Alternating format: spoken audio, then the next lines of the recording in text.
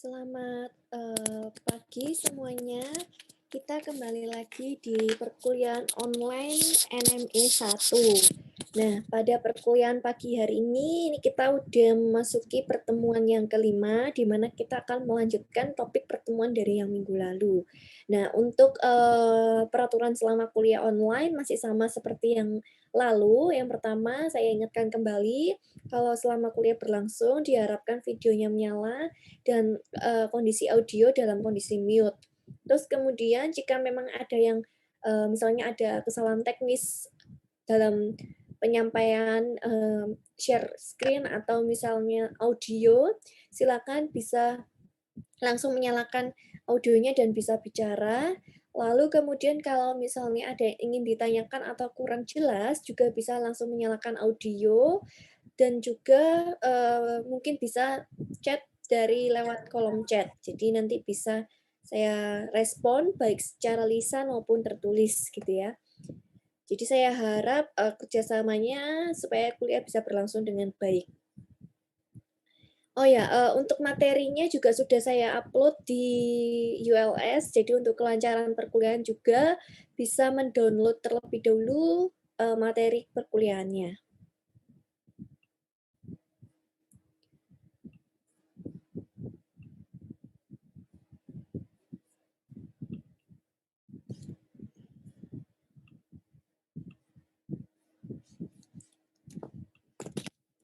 Nah, pada pertemuan yang lalu kita sampai di contoh soal yang ini, di mana kemarin pada pertemuan lalu bahwa saya bilang bahwa di distillation column ini DOF-nya adalah 1, sehingga dia kesimpulannya underspecify atau harusnya ada diberikan basis lebih supaya bisa menyelesaikan persoalan ini.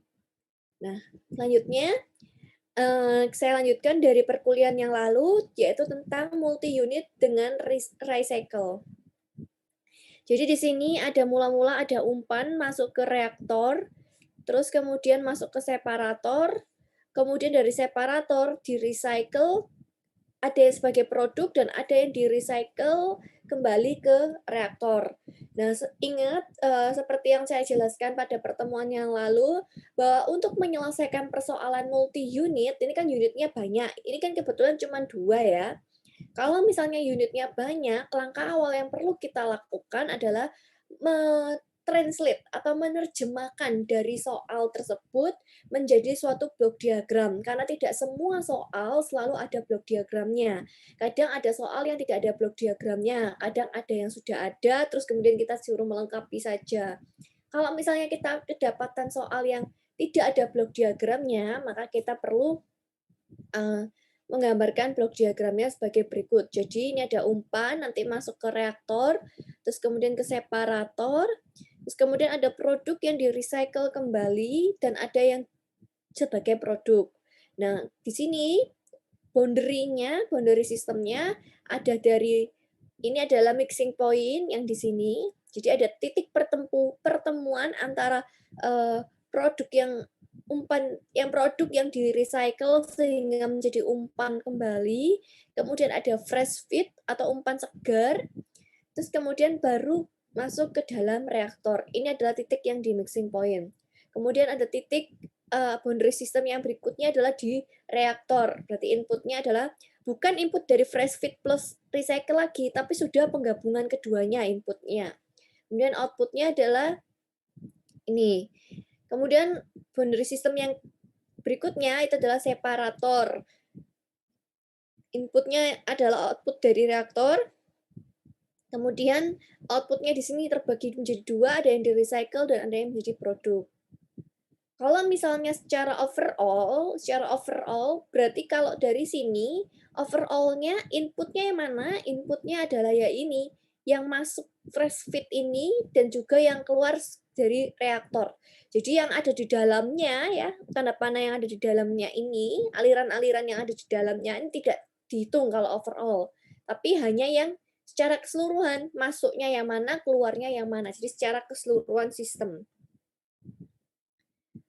Alasan dari penggunaan recycle di proses kimia itu yang pertama, recovery atau reuse dari penggunaan reaktan. Jadi kalau misalnya ini tadi ya, kenapa sih kok harus dikembalikan ya kan?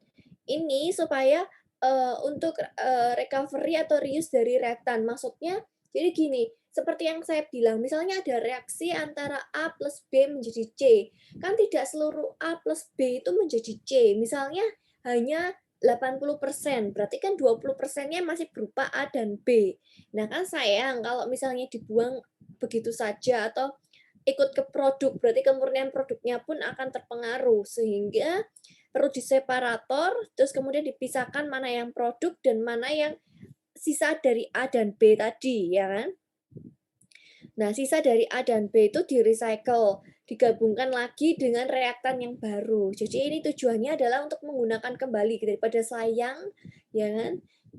Di ikut sebagai produk, tidak bereaksi kan sayang ya di sini. Nah, daripada seperti itu makanya dia bisa digunakan kembali.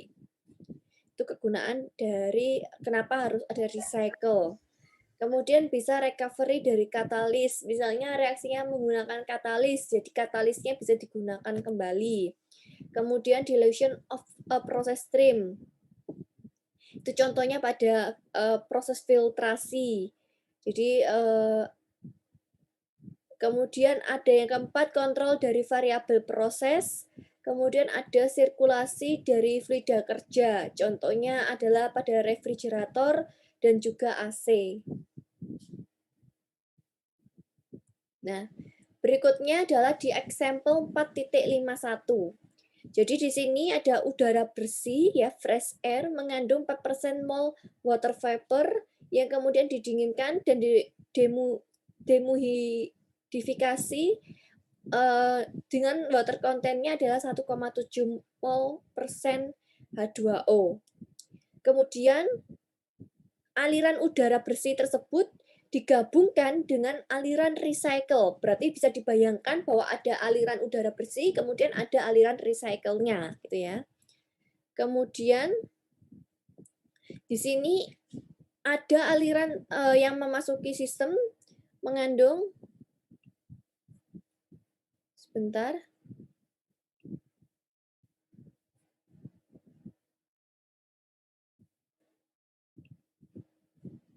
Sebentar ya.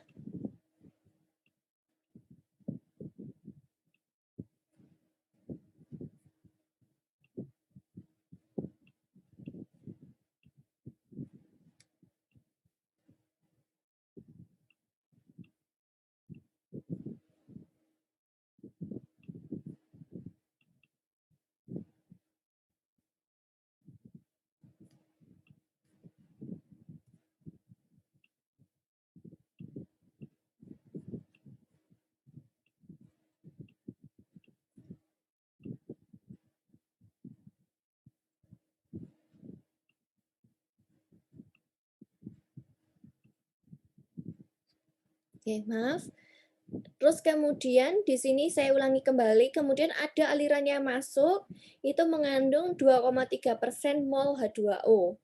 Kemudian di dalam air conditioner atau AC ini mengandung beberapa air yang masuk ke aliran inputnya, kemudian terremove sebagai liquid. Kemudian fraksi dari udara dehumidifikasinya meninggalkan cooler, kemudian di-recycle kembali.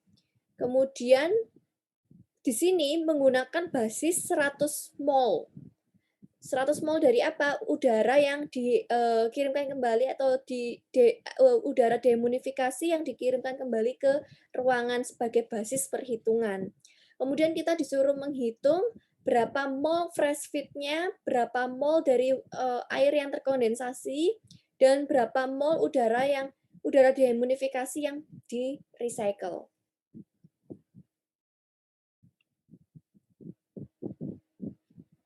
Nah, untuk penyelesaiannya,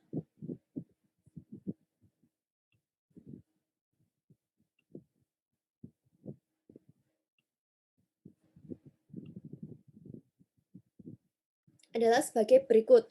Jadi tadi saya bilang pada saat di example 451 ini, jadi ada suatu AC ya, AC. Di sini ada yang input, kemudian ada aliran yang di-recycle, ya kan? Tadi kan dibilang ada inputnya dan ada aliran yang di-recycle.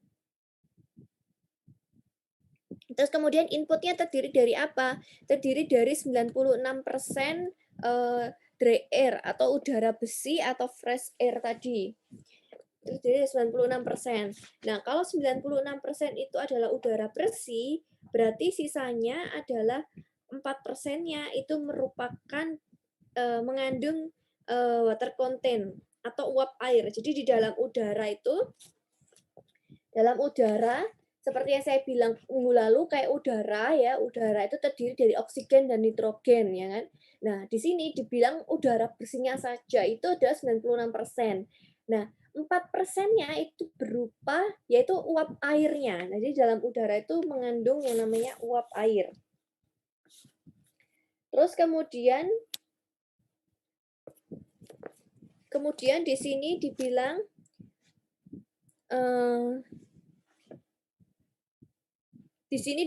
kemudian ada yang data yang berikutnya diketahui adalah bahwa 2,3% itu adalah air hasil dari recycle ya. Jadi campuran dari recycle dan fresh feed yang digabungkan itu adalah 2,3% kandungan uap airnya. Kemudian setelah melewati AC ini kandungan airnya menjadi 1,7%. Nah, setelah melewati AC kandungan airnya adalah 1,7%. Berarti yang di-recycle maupun yang menjadi produk buangan ini nilainya sama ya, kandungan airnya adalah 1,7%. Jadi mula-mula ada udara bersih, kandungan airnya adalah 4%.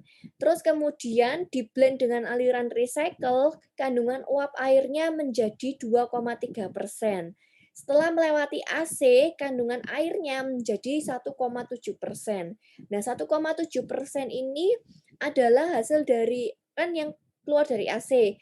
Nah, ini kandungan air yang menjadi produk buangan maupun kandungan air yang dikembalikan ini nilainya sama yaitu 1,7%.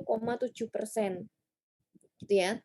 Jadi di sini nilainya komposisinya sama semua. Terus kemudian ini dibilang bahwa ada air yang terkondensasi yang dibuang ya, dikeluarkan. Jadi kan seperti kalau bisa membayangkan AC ya, kalau di AC itu kan biasanya ada pipa air yang hasil dari air kondensasinya itu kan ada yang dibuang itu ya. Nah, itu adalah sebagai ini mole water liquid. Jadi kan fasenya adalah liquid. Jadi kan uap air fasenya adalah liquid.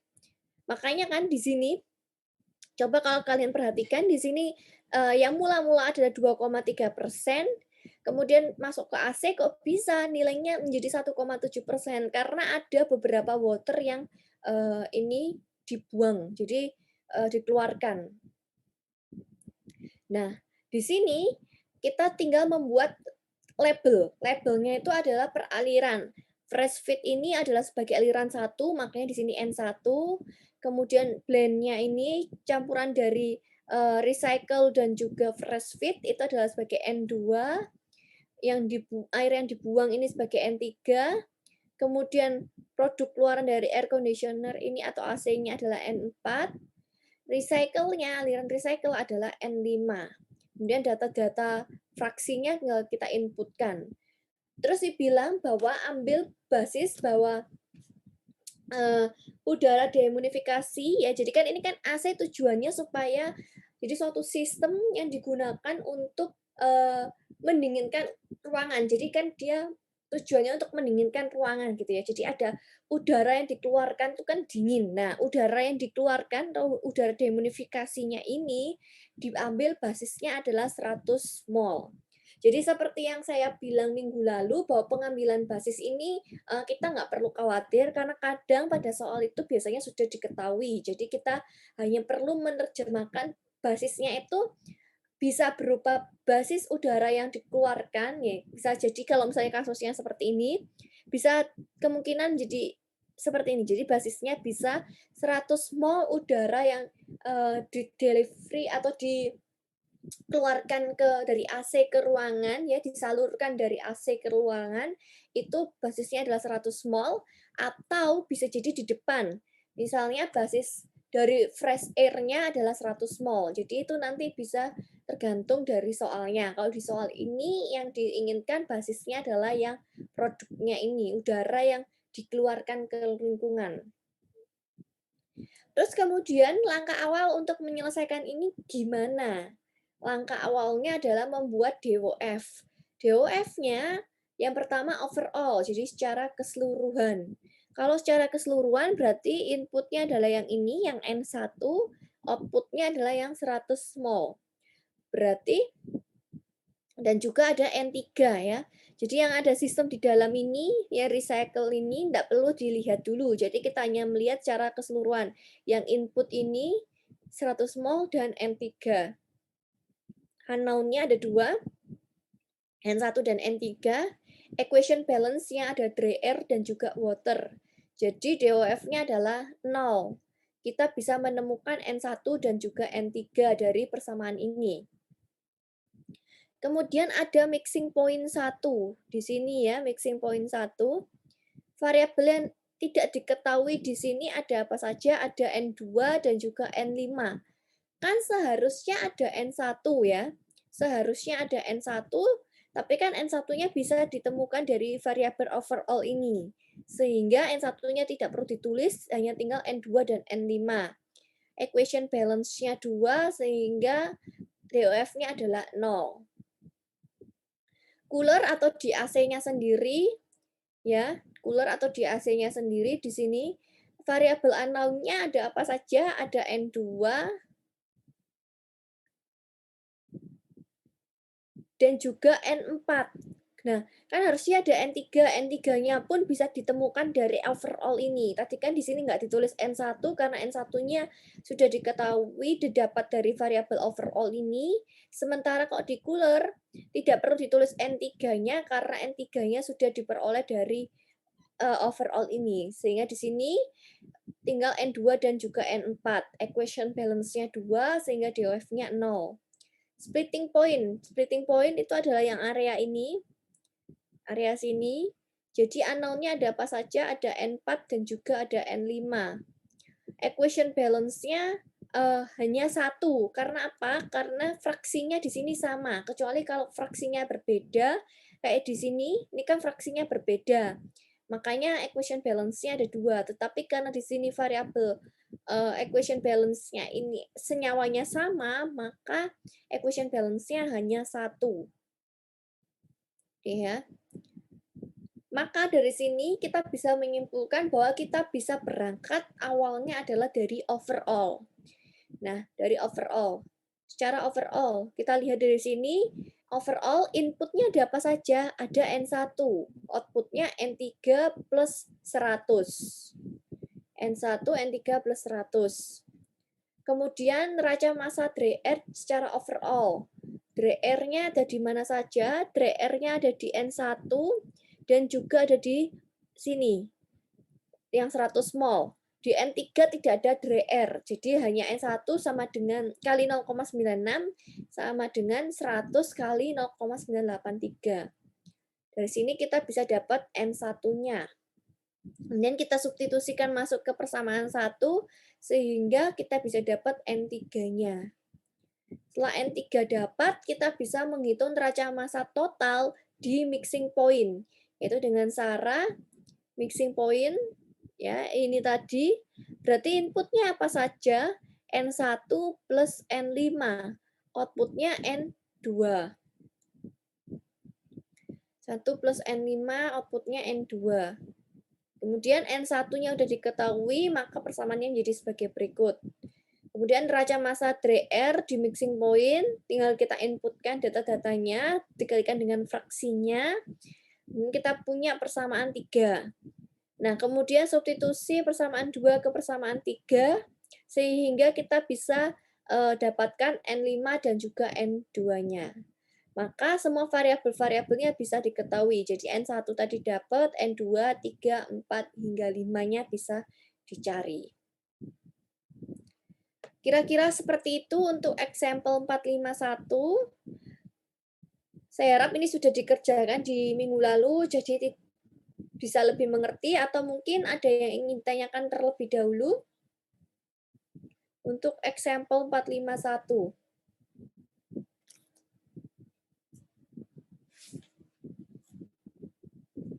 Bu, permisi, saya mau tanya.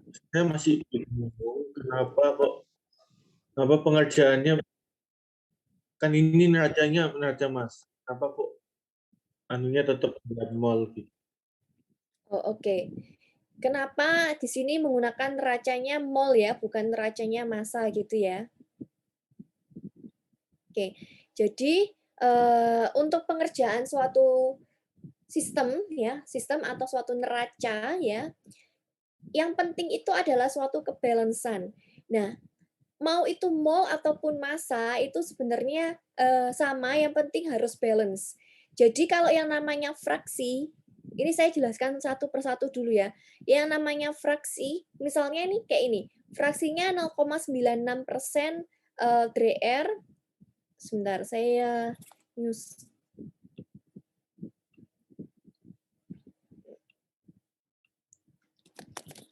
Saya jelaskan satu persatu dulu. Kalau yang namanya suatu sistem itu pasti kita mengenal yang namanya fraksi. Ya, fraksi ini bisa dalam bentuk mol ataupun massa. Yang terpenting adalah fraksi 1 ditambah fraksi 2 senyawa 1 ya, maksudnya fraksi senyawa 1 ditambah fraksi senyawa 2 nilainya adalah 1. Jadi kayak misalnya dari soal itu diketahuinya semuanya dalam fraksi mol. Jadi kita harus konsisten semuanya dalam fraksi mol. Kayak yang tadi diketahui bahwa airnya itu adalah 4%. Kemudian X2-nya kan nggak diketahui, terus kemudian sama dengan 1. Jadi kita bisa dapat X2-nya sama dengan 96%. Ini adalah fraksi mol. Kalau misalnya dalam bentuk fraksi massa bagaimana, Bu? Misalnya gitu ya. Fraksi massa sama juga X1 plus X2-nya harus sama dengan 1. Misalnya fraksi massa dari DR-nya atau water content-nya itu adalah 2%. Tambah X2 itu harus sama dengan 1. Sehingga X2-nya akan sama dengan 98%. Jadi intinya kalau fraksi itu baik mol maupun massa, ya entah itu persen mol ataupun persen massa, ya itu selalu sama dengan 1. Ya. Kalau dijumlahkan di titik tersebut tuh nilainya harus sama dengan 1. Sementara kalau misalnya laju alir, ini juga bisa laju alir mol ataupun massa. Nah, yang membedakan itu apa? Yang jelas kalau laju alir mol ini simbolnya adalah N. Kalau laju alir massa simbolnya adalah M. Ada titiknya ya, ini N ada titiknya. Ini adalah N yang ada titiknya, dan ini M yang ada titiknya. Nah, terus kemudian pertanyaannya, neraca massanya ini bagaimana untuk yang baik yang mol ataupun yang massa? Nah, di sini neraca itu adalah suatu kebalansan ya, suatu yang balance atau seimbang. Nah, seperti dibilang sebelumnya, sesuatu yang balance atau seimbang ini itu adalah in sama dengan out. Karena di sini tidak ada generasi, tidak ada konsumsi, tidak ada akumulasi. Jadi neracanya tinggal in sama dengan out. Nah, neracanya ini bisa berupa neraca mol ataupun neraca massa. Ya, kita hanya tinggal konsisten. Kalau misalnya pengerjaannya dalam neraca mol, berarti untuk ke belakangnya ya, baik untuk di unit-unit yang lain pun semuanya dalam neraca mol. Kalau misalnya kita mengerjakan dalam neraca massa, berarti untuk unit-unit yang lain juga dalam neraca massa. Jadi misalnya ada suatu unit Ini saya gambarkan. Ada 2 unit, ya, misalnya ada 2 unit. Seperti ini. Ini misalnya unitnya simple saja ya, seperti ini ada 2 unit seperti ini, tidak ada recycle, ya.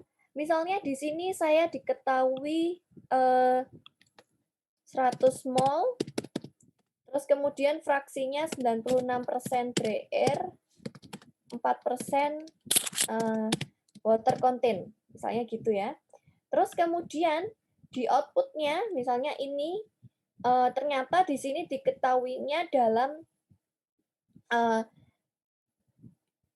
sini di dalam ini 96% mol ya. Misalnya di sini diketahuinya adalah massa dalam kurung kilogram.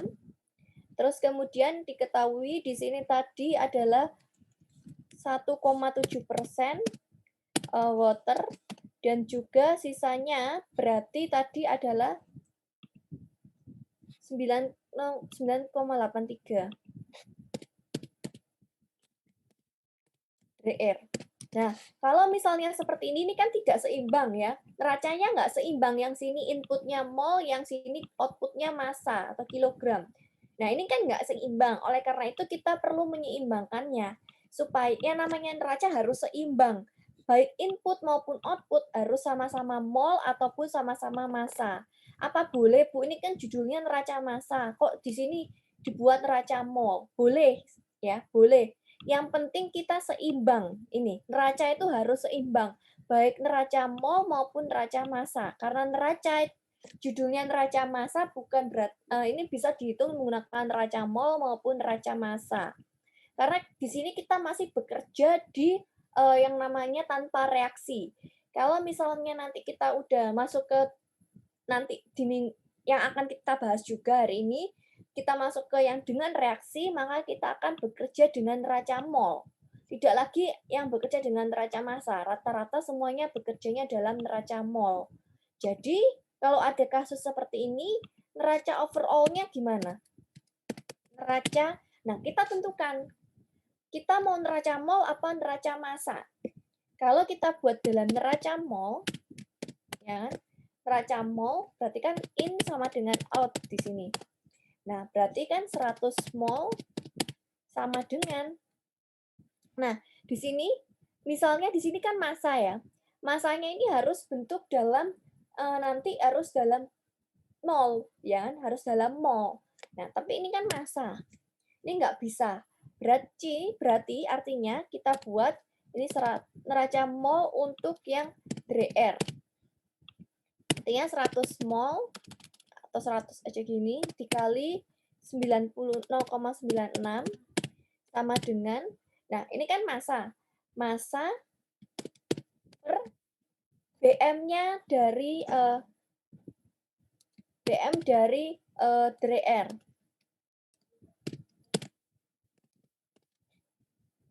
Baru dikali 98,3.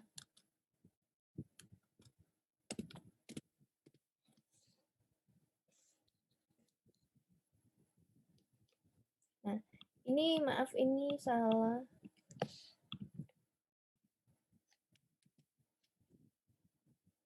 Ini misalnya saya tulis lagi ya.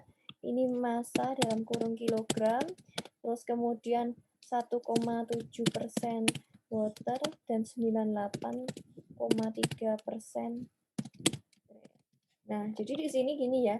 Jadi massa per dA atau BM dari dr. BM-nya berapa? Misalnya udara itu 28,9 atau 29 gitu ya. Kita buatkan 29. Nah, nanti dari sini baru balance antara neraca yang sini ini dalam mol ya, neracanya ini sudah dalam mol. Kemudian yang ini nanti juga dalam neraca mol, harus balance. Kalau misalnya mau yang ini yang dijadikan, misalnya kita mau buatnya dalam neraca massa. Neraca massa dr. Gimana buatnya neraca massa dr-nya? Ya berarti yang in-nya 100-nya dikali dengan BM dari dr. Terus baru dikali 0,96 sama dengan tinggal massa kali 98,3. Jadi kita tinggal konsisten saja, karena apa? Karena nanti pun hasilnya adalah sama.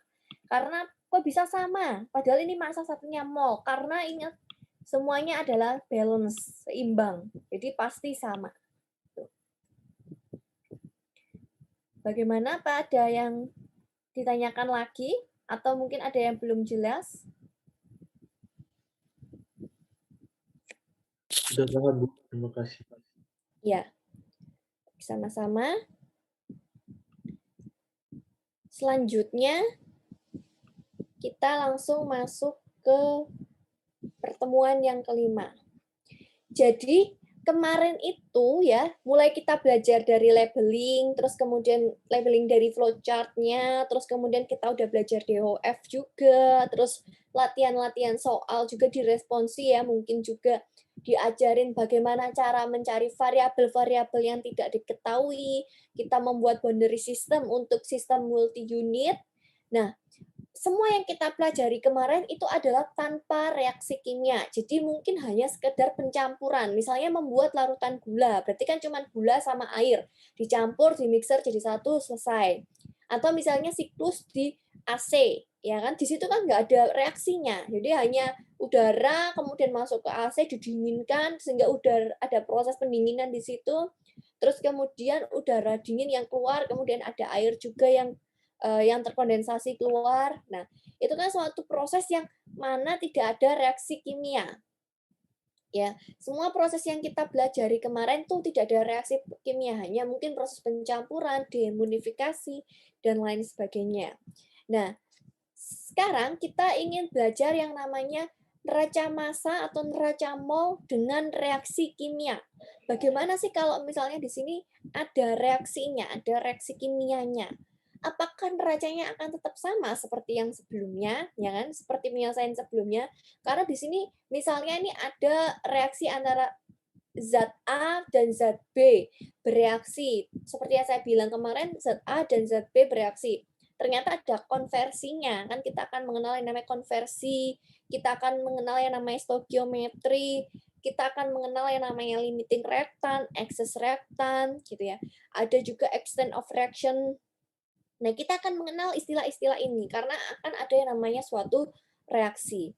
Nah, di topik pertemuan 5 kita akan membahasnya. Yang pertama, ini neraca massa dengan reaksi kimia. Ini tidak baku hanya neraca massa ya, tetapi bisa juga neraca mol. Neraca massa atau neraca mol dengan reaksi kimia. Reaksi kimia adalah suatu proses yang dapat mempengaruhi prosedur perhitungan neraca massa. Jadi, kalau misalnya ada reaksi, otomatis perhitungan neracanya akan berbeda. Pasti ada sesuatu yang berbeda. Apa yang membedakan ini yang akan kita pelajari. Jadi, bila A menjadi B, A mula-mula 1 mol, jumlah B tidak mungkin menjadi 2 mol. Yang mana input tidak sama dengan output. Nah, di sini ada yang namanya generasi dan juga konsumsi. Itu untuk menjadi balance, gitu ya. Nah, input plus generasi min output min konsumsi sama dengan 0. Akumulasinya yang 0. Tapi di sini terdapat generasi dan juga konsumsi. Yang namanya kalau misalnya neraca massa dengan reaksi kimia, ada generasi dan konsumsi. Kalau yang kemarin kita belajar input sama dengan output. Jadi yang masuk sekian, yang keluar juga sekian. Yang masuk 100, yang keluar ya 100. Jadi balance gitu ya. Kayak yang seperti yang kita pelajari, misalnya yang masuk 100 mol, yang keluar ada A dan misalnya yang keluar A menjadi B plus C.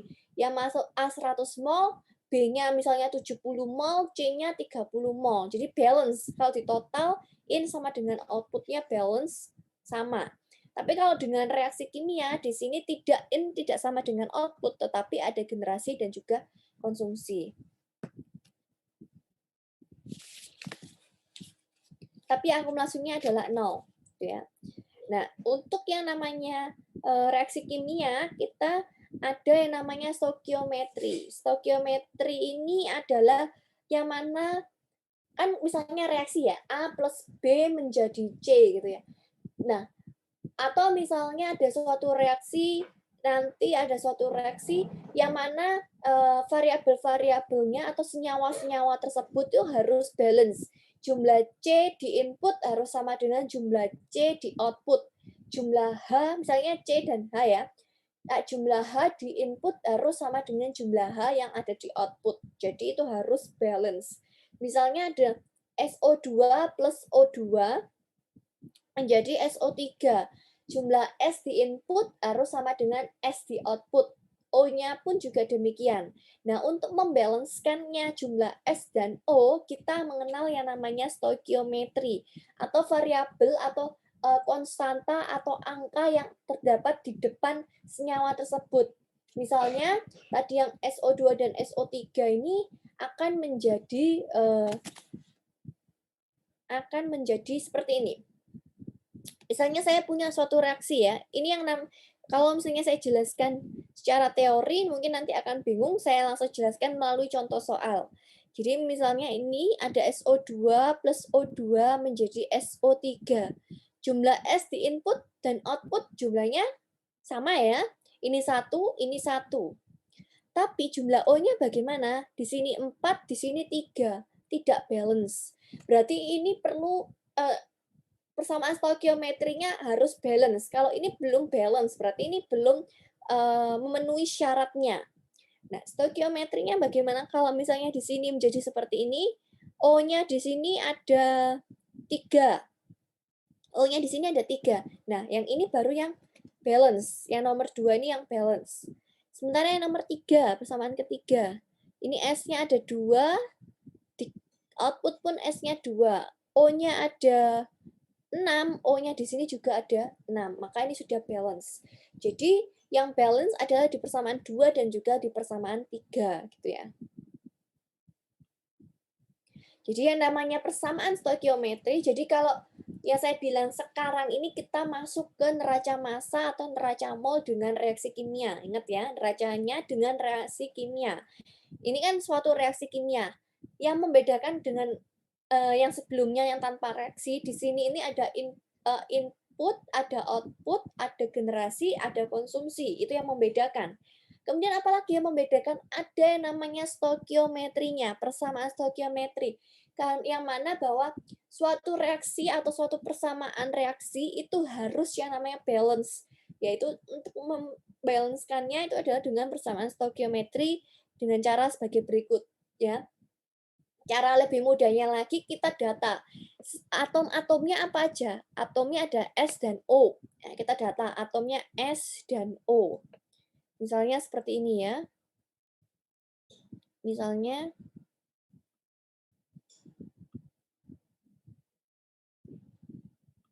nah, ini saya tuliskan di sini supaya lebih jelas lagi.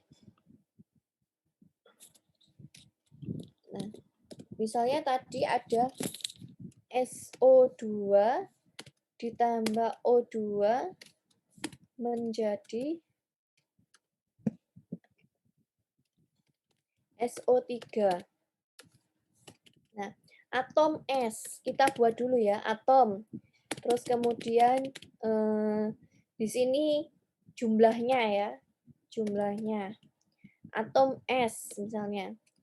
Jumlahnya yang di kiri, nah ini jumlah kiri. Nah, ini jumlah yang ada di kanan.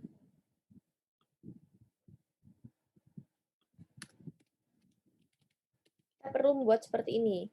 Jumlah yang di kiri ada 1, jumlah yang di kanan ada 1. Berarti kesimpulannya adalah tidak balance. Kesimpulan persamaan stoikiometri.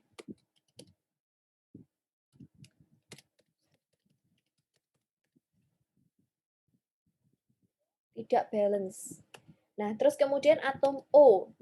Jumlah yang di kiri ada, oh ini balance ya, maaf, ini balance. Jumlah yang di kiri ini ada 4. Kemudian jumlah yang di kanan ada 3. Maka kesimpulannya adalah tidak balance. Nih. Terus bagaimana cara untuk membalancekannya? Ya, ini.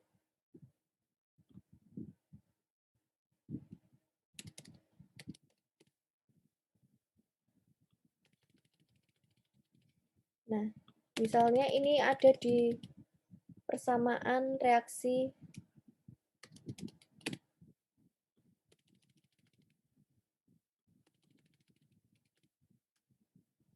reaksi 1, kayak gini ya. Terus persamaan reaksi yang kedua. Kita buat persamaan reaksi yang kedua. Ini persamaan reaksi yang pertama tadi ya. Terus kemudian persamaan reaksi yang kedua itu yaitu dengan cara SO2 plus setengah O2 menjadi SO3.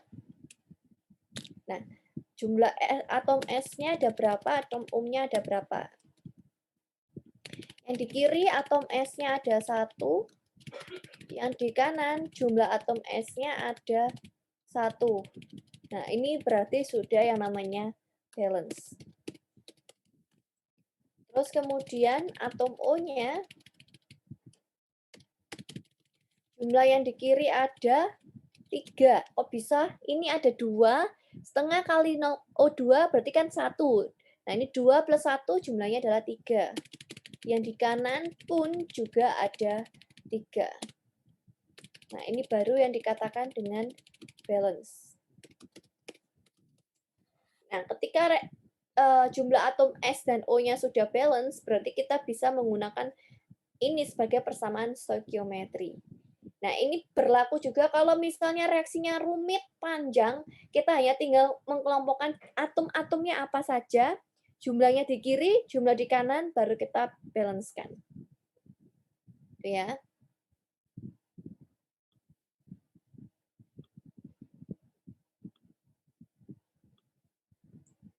Nah, ada yang namanya kemudian setelah kita membuat persamaan stoikiometri, ada rasio stoikiometri. Rasio stoikiometri ini, ya, rasio stoikiometri ini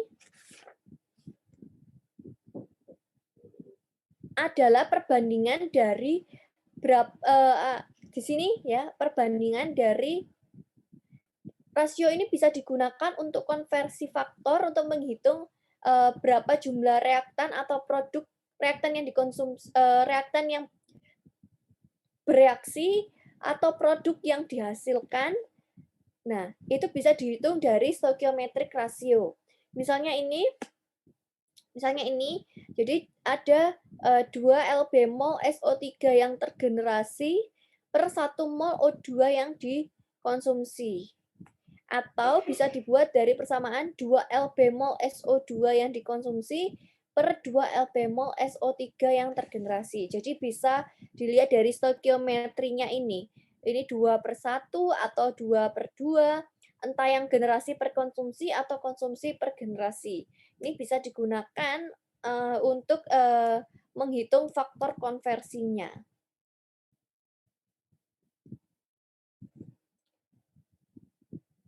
Nah, sekarang ini coba ya kita latihan soal atau test yourself. Ini ada di textbook, test yourself-nya. Di halaman 117. Ya. Yang pertama ada suatu reaksi C4H8 plus 6O2 menjadi 4CO2 plus 4H2O. Pertanyaan pertama, apakah stoikiometrik ini balance? Yang kedua, apakah koefisien dari CO2?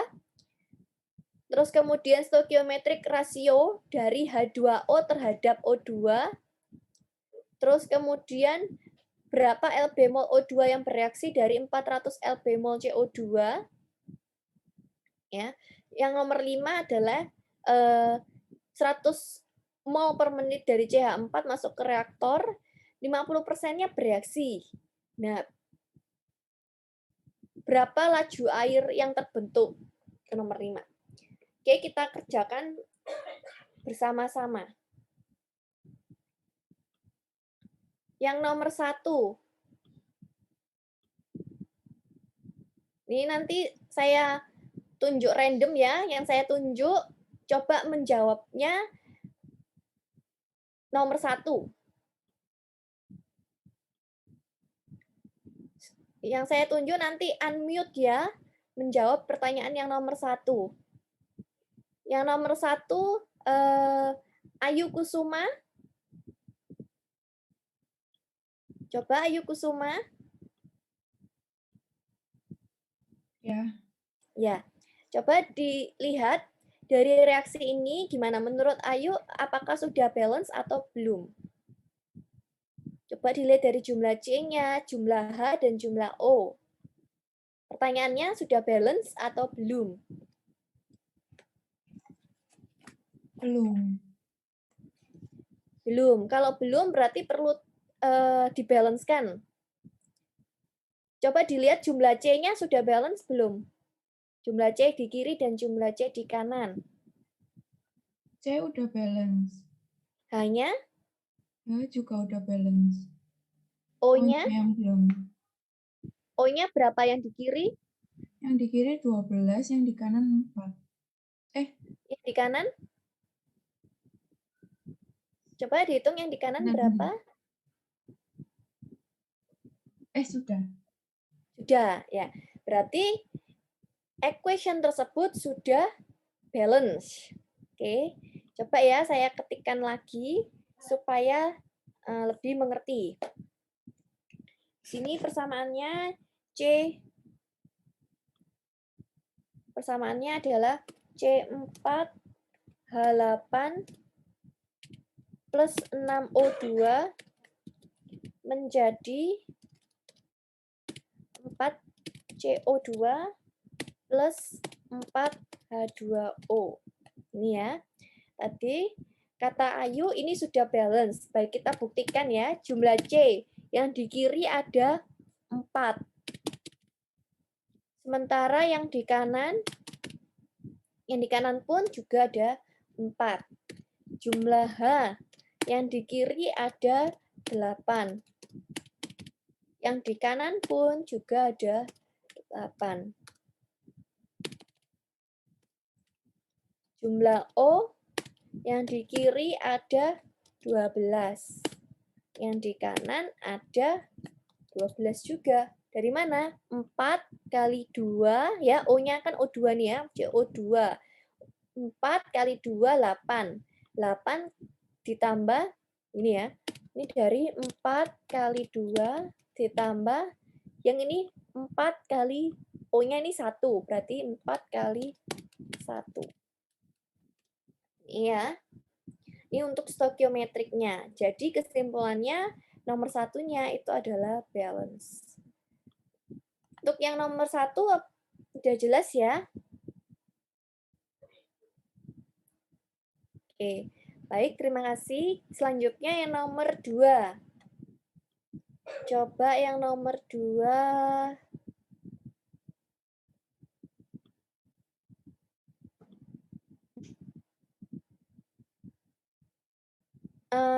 Saya minta tolong Steffi Angelina ya. Steffi Angelina.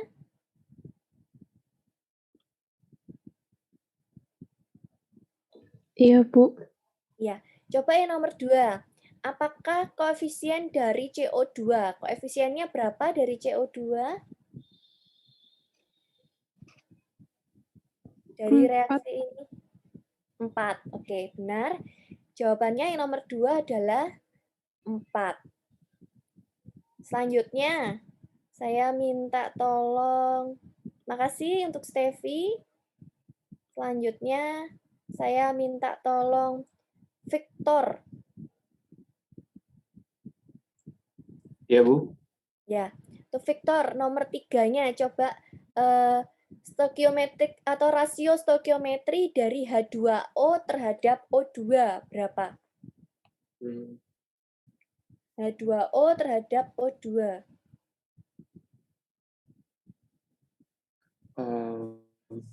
Ya tinggal dibagi ya, berarti. Iya, Ya, betul, tinggal dibagi. 2/3 ya, Bu. 2/3. Nah, berarti cara menulisnya adalah 4 mol atau ya 4 mol H2O ini yang tergenerasi atau terkonsumsi yang H2O-nya? Tergenerasi.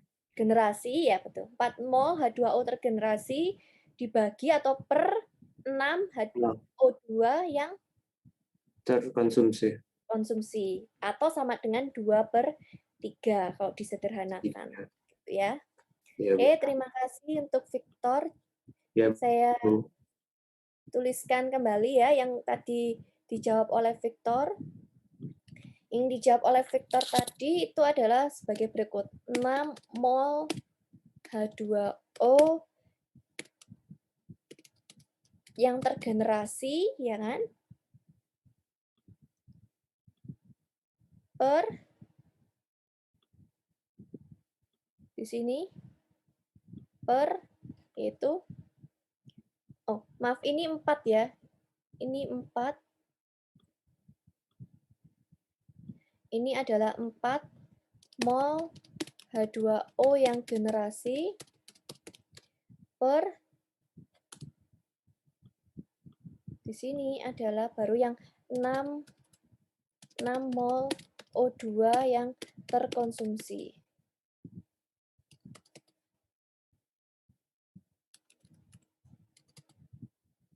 Nah, jadi ini cara menulis yang namanya stoichiometric ratio. Ini cara menulis yang namanya rasio stoichiometri. Seperti yang saya bilang tadi, rasio stoichiometri ini bisa digunakan untuk mencari konversi. Tergantung dari soal yang diminta apa terhadap apa. Yang tergenerasi terhadap konsumsi atau konsumsi terhadap yang tergenerasi. Gitu ya. Berikutnya, nomor 4.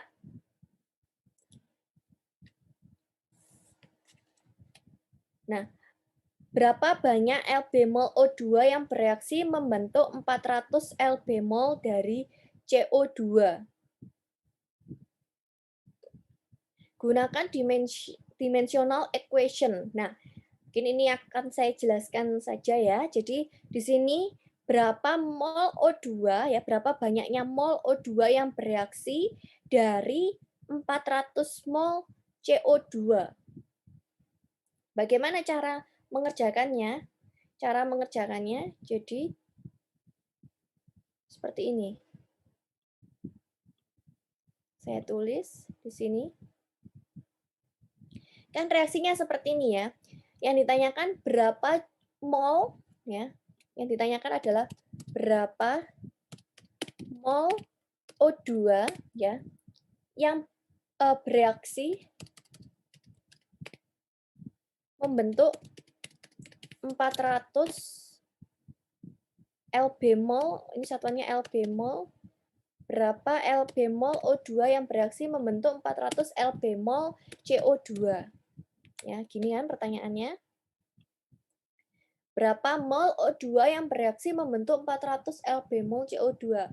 Bagaimana Bu ini menyelesaikannya? Ini gampang ya, gampang.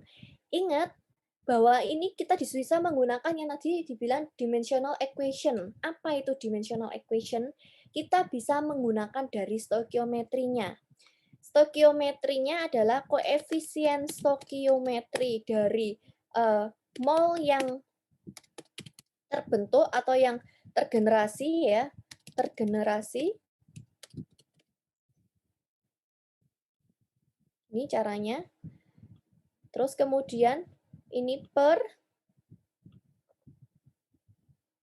dibagi dari koef stoikiometri dari mol yang terkonsumsi. Terkonsumsi. Atau yang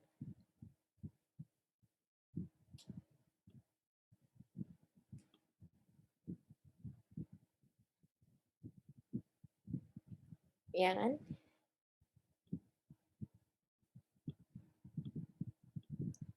Nah, sekarang masalahnya itu kan harusnya seperti itu ya. Nah, di sini kita lihat bahwa yang diketahui itu apa? Yang CO2 kan? CO2. Berarti CO2 itu sebagai koef stoikiometri mol yang sekarang yang rumusnya ini adalah yang ditanya per yang diketahui dikali jumlah molnya. Yang ditanya adalah O2, berarti yang terkonsumsi per koef mol stokiometri, mol yang tergenerasi. Nah, terus kemudian baru dikalikan dengan molnya. Mol yang diketahui.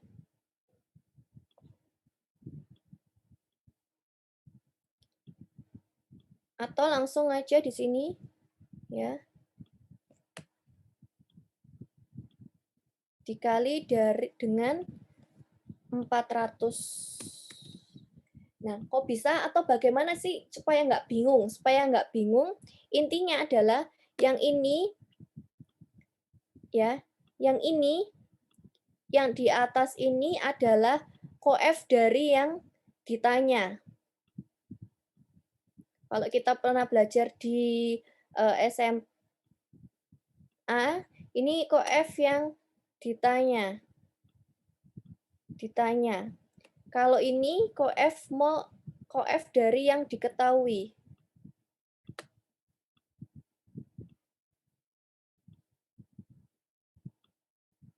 Koef yang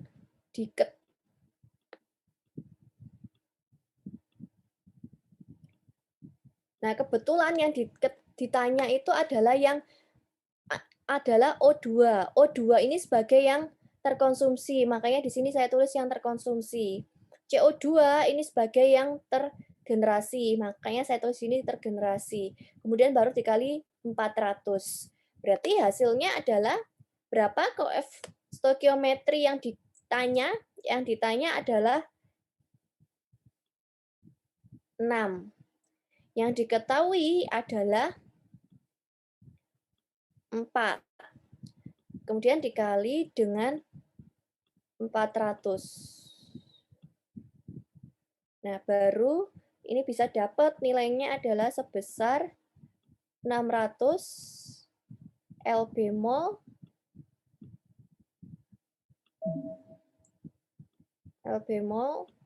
CO2. lb mol O2. Itu ya. Itu untuk mencarinya. Kalau misalnya seperti ini. Jadi kalau misalnya juga seperti yang kita pernah pelajari dulu di SMA, ini misalnya C ya, misalnya saya punya reaksi A plus 2B menjadi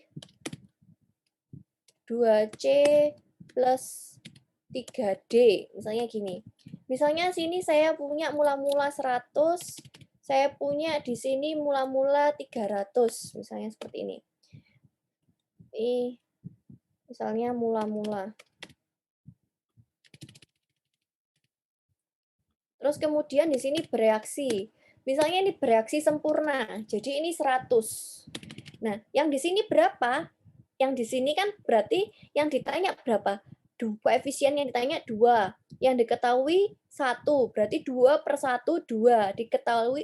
Dikalikan dengan mol yang di sini. Berarti, atau saya tuliskan, mol B sama dengan yang ditanya molnya koefisiennya 2. Yang diketahui 1 dikalikan dengan 100. Jadi hasilnya adalah 200. Ada di sini, biasanya di sini tulis 200. Terus kemudian yang di sini, ini juga sama 200. Yang di sini, nilainya adalah 300. Paham ya? Ini mol B, berarti kalau mol C-nya juga sama. Koef yang ditanya berapa? 2. Mol C kan 2.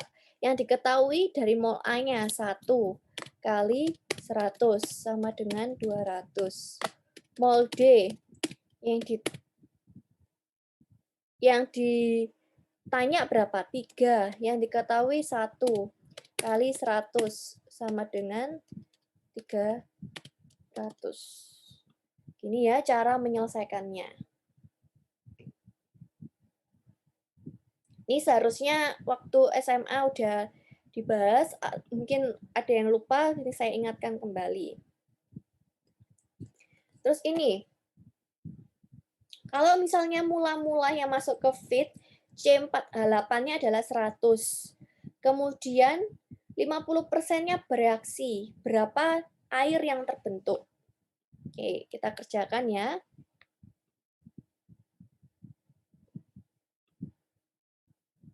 Oke, kita tulis lagi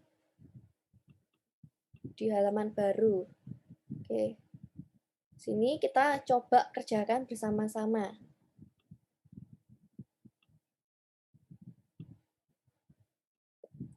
Kita tulis dulu yang namanya, ingat kalau seperti ini yang pertama kita tulis adalah reaksi.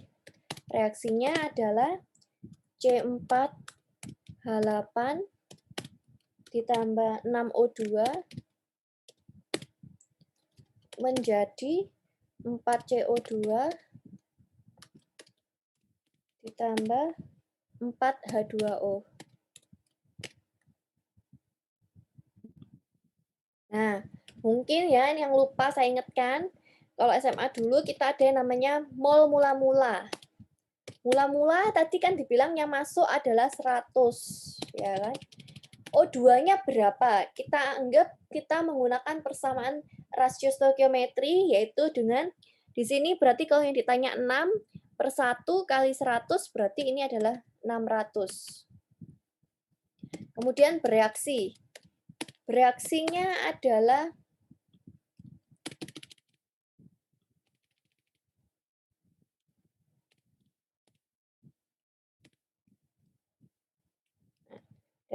bereaksinya adalah 50%, ya kan? Bereaksinya adalah 50%. Berarti bagaimana, Bu? 50% itu kan 0,5 kalikan dengan mol mula-mulanya. Kok bisa? Ya kan 50% dari mol mula-mula bereaksinya. Nah, hasilnya berapa? Hasilnya adalah 50. Berarti di sini saya tulis 50. Ya, geser lagi.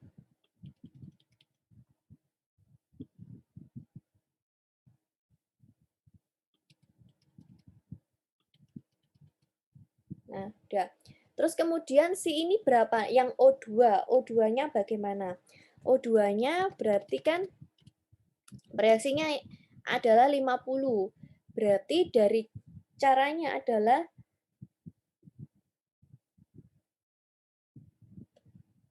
6/1 kali 50. Nah, hasilnya adalah di sini sebesar 300. Terus yang CO2 berarti gampang juga 4/1 kali 50. Yang ini juga sama, 4/1 kali 50. Maka di sini hasilnya adalah 200. Sisa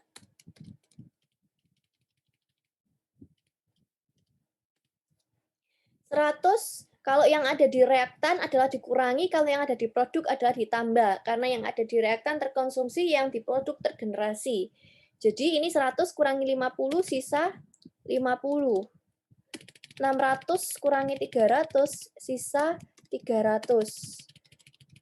Ini tergenerasi terbentuk 200. Ini tergenerasi terbentuk 200. Sehingga kesimpulannya, mol H2O yang terbentuk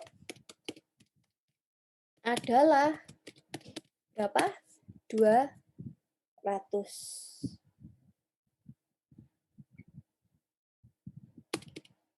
200 mol. Ini adalah per menit karena laju alir. Laju alir mol, 200 mol per menit. Gitu ya untuk menyelesaikannya.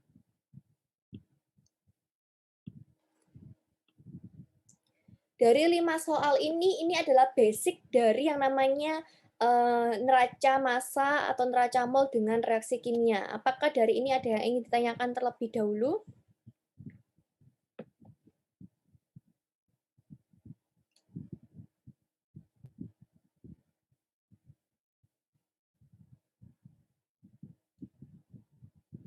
Ada ya. Saya harap ini sudah jelas karena ini basic yang mana di SMA pun saya rasa sudah banyak yang dapat.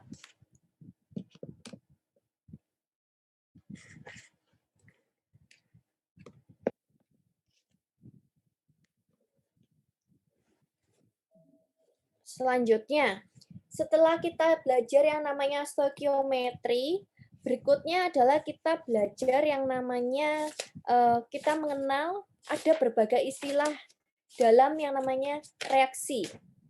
Yang pertama, ada yang namanya limiting reaktan. Apa sih limiting reaktan?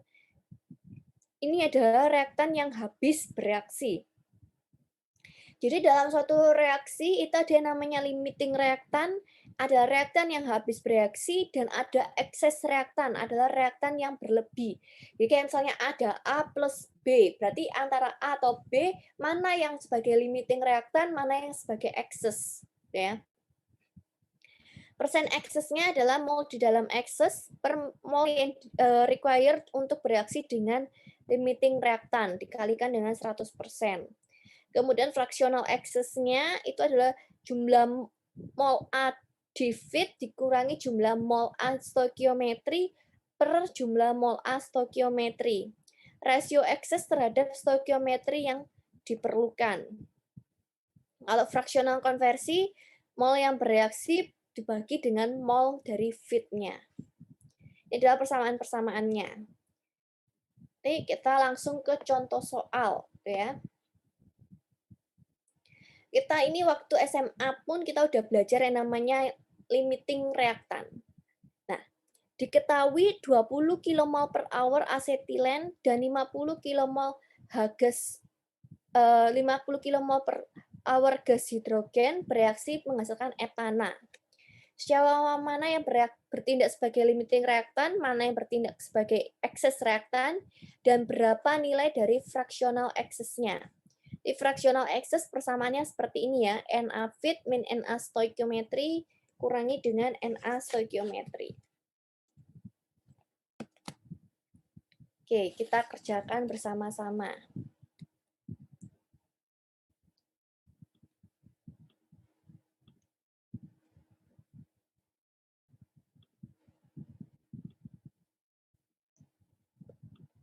Sini kita kerjakan bersama-sama. Di contoh soal ini. Tadi langkah pertama, ingat, langkah pertama kalau di neraca massa reaksi kita harus tulis dulu yang namanya reaksinya. C2H2 ditambah 2H2 menjadi C2H6.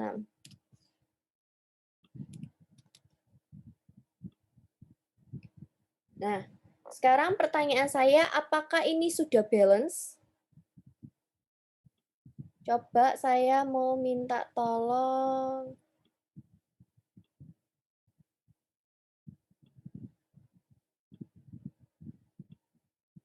Saya mau minta tolong Kevin Chandra. Coba Kevin, apakah ini sudah balance? Persamaan stokiometrinya apakah sudah balance? Sudah ya, sudah balance. Oke. Jumlah C-nya yang di kiri ada 2, yang di kanan juga sudah ada 2. Hanya yang di kiri ada ini 2 plus 2 kali 2, 4, berarti 2 plus 4 adalah 6, yang di kanan juga 6, berarti sudah balance. Kalau sudah balance, kita bisa langsung lanjut ke pekerjaan berikutnya. Data-data yang diketahui. Ingat kalau kita mengerjakan suatu persoalan di teknik kimia, pertama harus kita tulis yang diketahui. Mol dari C2H2 itu adalah tadi 20 kmol per jam. Terus mol dari H2 itu adalah 50 kmol per jam.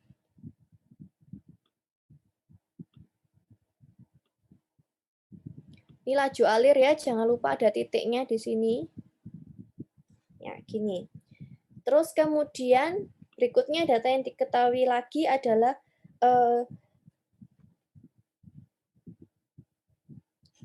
sudah ya seperti ini ya. Terus kemudian yang ditanya mana yang sebagai limiting reaktan atau saya singkat dengan LR, mana yang sebagai excess reaktan atau saya singkat dengan ER, dan yang C adalah di soalnya yang C adalah berapa nilai dari fractional excess. Yang C adalah nilai dari fractional excess-nya. Oke, sekarang berikutnya masuk ke jawab. Yang A, apa yang bertindak sebagai limiting reaktan? Ingat caranya, tadi limiting reaktan itu adalah reaktan yang habis bereaksi. Ya. Misalnya kita buat ya, yang A, kita buat reaksi, terus kemudian ada, kita jawabnya pindah ke sini saja. Reaksi ada mula-mula, kemudian nanti bereaksi, dan juga sisa. Nah, reaksinya kita tuliskan lagi C2H2 plus 2H2 menjadi C2H6. Mula-mula di sini adalah 20. Mula-mula di sini adalah 50. Mula-mula ini belum terbentuk. Ya. Kemudian bereaksi. Tadi kan dibilang untuk cari limiting reaktan itu adalah yang habis bereaksi ya. Kalau misalnya habis bereaksi berarti artinya konversinya adalah 100%. Kalau ini konversinya 100%, berarti nilainya adalah 20. Kalau ini konversinya 100%, ya, ini kan berarti kalau ini 20, 2/1 kali 20 nilainya adalah 40. Yang ini adalah 20. Itu nggak perlu diperhitungkan juga nggak apa-apa. Berarti ini kan habis bereaksi. Ya, habis. Kalau yang ini masih ada sisa. Nah, berarti jawaban yang A. Berarti jawabannya yang A. Apa yang bertindak sebagai limiting reaktan? Yang bertindak sebagai limiting reaktan adalah C2H2. Ya. Apa yang bertindak sebagai excess reaktan itu adalah H2. Jadi kalau mencari limiting dan excess kita hanya perhatikan yang ada di reaktan. Produknya nggak perlu diperhatikan. Hanya yang ada di reaktan. Ya. Yang ada di reaktan ya ini C2H2 sebagai limiting reaktan, H2 sebagai excess reaktan. Kenapa kok tiba-tiba muncul 20 gitu ya? Karena ini kan yang paling kecil ya, yang paling kecil. Kemudian kalau misalnya dia habis bereaksi, berarti kan 100% terkonversi. Kalau 100% terkonversi artinya di sini 20. Nah, terus kemudian menggunakan persamaan stoikiometri yaitu 2/1 dikalikan 20, hasilnya adalah 40. Ya. Jadi, mungkin ada yang katakan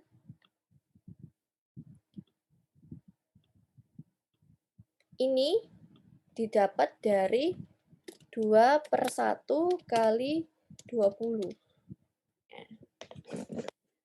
Terus kemudian yang C. Yang C tadi adalah fractional excess.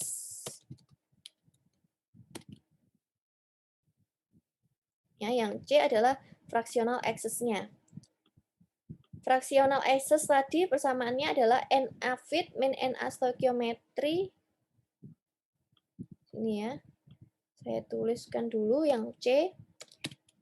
Fractional excess itu sama dengan tadi adalah persamaannya NA ini gini, NA fit min NA stoik ya.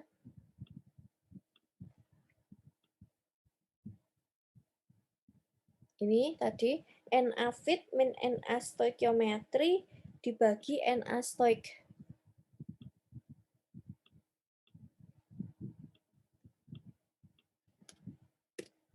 Apa ini maksudnya? Oke, saya jelaskan terlebih dahulu. Di sini yang namanya Na fit ya. Na fit, ini apa sih Na fit?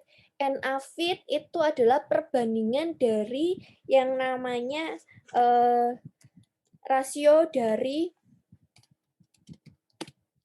H2O per C2H2. Kok rasionya H2 per C2H2? Kenapa kok enggak C2H2 per H2? Karena ini adalah sebagai yang excess. Yang excessnya yang apa? Yang H2 kan? Makanya rasio dari H2 per C2H2. Rasio mol. Rasio apa ini? Rasio mol. Mol apa? Mol mula-mula. Ya, biar lebih jelas lagi.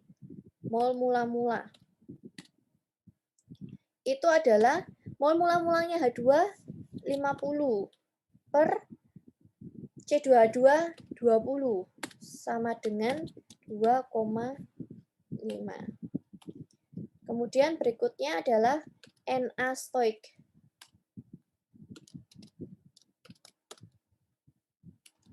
Na stoik. Rasio mol stoikiometri dari H2 per C2H2. Nilainya berapa? Ini adalah 2 ya, kan mol stoikiometrinya ini adalah koefisiennya maksudnya ya, adalah 2/1. Maka sama dengan 2. Dari sini kita bisa dapat fractional excess sama dengan, berarti berapa? Na fit 2,5 min 2 per 2 sama dengan 0,25. Artinya, apa artinya? Artinya 25% hidrogen berlebih di fit. Namanya juga fractional excess ya. Artinya kan di sini H2-nya yang berlebih, berarti 25% hidrogen berlebih di fit. Itu artinya. Untuk menentukan yang namanya limiting reaktan atau excess reaktan bisa dengan cara suatu reaksi gini, cara waktu SMA gini ya. Atau bisa dilihat dari sini. Ini kan H2 per C2H2. Ini juga H2 per C2H2. Nilainya adalah lebih besar ya, lebih besar 2,5 lebih dari 2 ya. Itu artinya H2-nya yang excess. Yang limitingnya adalah yang C2H2. Ataupun bisa dilihat dari jumlahnya di sini, ini kan 50, ini 20 gitu ya. Berarti kan biasanya yang besar ini adalah sebagai excess, ini adalah sebagai yang limiting. Tetapi kita juga perlu meninjau dari stoikiometrinya. Ya, kadang karena pengaruh stoikiometri juga mempengaruhi loh. Nah, di sini kita lihat ternyata ini bisa juga dibuat kesimpulan. Kesimpulannya Na fit lebih besar daripada Na stoik. Artinya H2 berlebih. Sementara C2H2 sebagai limiting reaktan. Dari sini apa ada yang ingin ditanyakan terlebih dahulu? Untuk menentukan limiting reaktan, kemudian cara mencari Na fit, Na stoikiometri.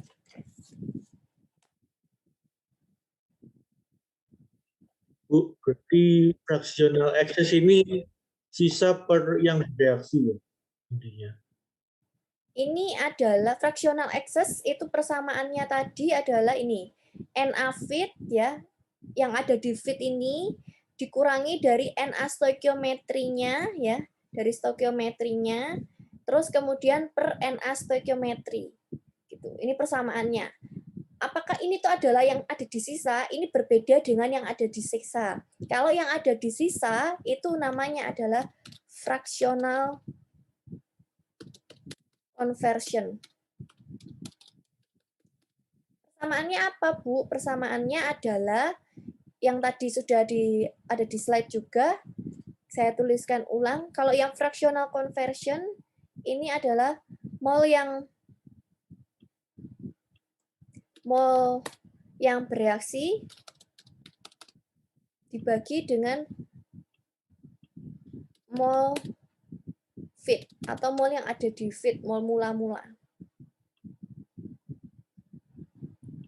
Nah, ini untuk yang fractional conversion. Nah, nanti fractional conversion ini bisa menghitung yang ada di sisa. Sementara kalau yang excess ini kita hanya fokus ke yang reaktan gitu ya. Kita hanya fokus yang ada di reaktan. Kita ingin tahu sih seberapa banyak. Jadi kayak misalnya ini ada 20 sama 50. Ada senyawa, misalnya ada senyawa A, ada senyawa B masuk ke dalam suatu reaktor. Bayangkan ya, ada senyawa A, ada senyawa B masuk ke dalam reaktor. Yang B ini berlebihnya berapa persen sih gitu. Di dalam feed ini berlebihnya berapa persen gitu. Nah, di sini kita ngitungnya dengan cara fractional excess. Berapa yang berlebih itu berapa? Kenapa sih kok harus ada yang berlebih gitu? Karena pada kenyataannya pun itu kan ini yang namanya suatu reaksi itu tidak ada yang namanya sempurna, tidak ada yang reaksi berjalan dengan sempurna. Selalu ada yang harus ada yang berlebih. Nah, daripada berkurangan kan selalu ada yang berlebih gitu ya. Supaya reaksinya tetap terjadi gitu ya. Kalau misalnya kurang kan nggak bisa terjadi reaksinya. Makanya di sini kita ingin tahu berapa sih yang berlebih yang ada di feed ini harus berapa gitu loh. Harus berapa yang ada di feed. Nah, itu kita hitung dengan cara seperti ini. Dengan cara seperti ini kita menggunakan perhitungan fractional excess-nya dengan Na feed atau mol A yang ada di feed yaitu 20 sama 50 ini tadi kita bandingkan 50 per 20 itu adalah 2,5. Jadi yang ada di feed itu rasionya itu adalah 2,5. Sementara stoikiometrinya itu adalah 2/1, yaitu dilihat dari stoikiometri itu kan koefisiennya ini. Koefisiennya 2/1, itu adalah 2. Kemudian baru kita hitung, kita bisa dapat ternyata yang berlebih, hidrogen yang berlebih di dalam feed itu adalah sebanyak 25%. Jangan bingung antara jumlah mol hidrogen yang berlebih di dalam feed, jadi ada A sama B, B-nya ini berlebihnya 25%, gitu ya. Nah, apakah artinya 25% itu nanti ini dikurangi 25, nanti sisanya 25 gitu. Itu bukan. Jadi dari 50 mol ini berlebih 25% gitu. Nah, kalau yang ini yang namanya sisa itu dihitung dari fractional konversi. Tadi kan saya bilang kita asumsi bahwa di sini konversinya adalah 100%, ya. Kenapa kok 100%? Karena kita ingin mencari limiting reaktan. Kenapa kok limiting reaktan konversinya harus 100%? Karena limiting reaktan itu adalah reaktan yang habis bereaksi. Yang namanya habis bereaksi kita asumsi, kita basiskan dia 100% bereaksi, gitu ya. Jadi kalau 100% bereaksi, sisanya adalah tidak ada, ya kan? Habis. Mana sih yang habis? Yang habis ternyata yang C2H2. Tuh. Ada lagi mungkin yang ingin ditanyakan?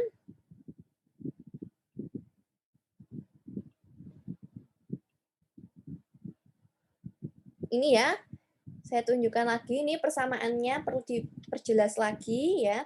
Kalau fractional excess itu adalah rasio excess terhadap stoikiometri yang diperlukan. Berarti berapa jumlah mol excess-nya yang dibandingkan dengan stoikiometrinya. Kalau konversi untuk menghitung mol sisanya, yaitu dengan mol reaksi dibagi dengan mol feed.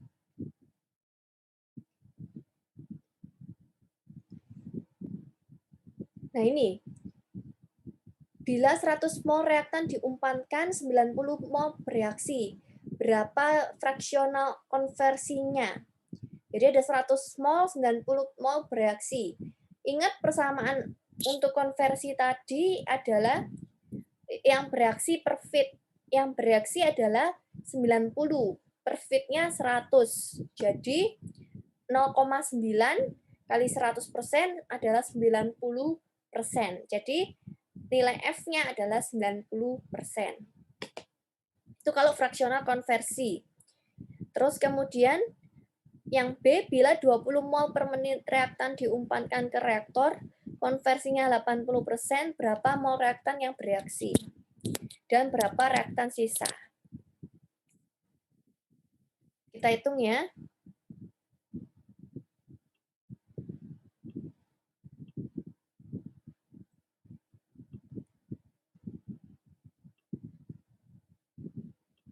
Yang tadi, yang A ya, yang A itu ada 100 mol feed, terus 90 mol bereaksi. Jadi F-nya sama dengan, tadi persamaannya adalah mol bereaksi per mol feed kali dengan 100%.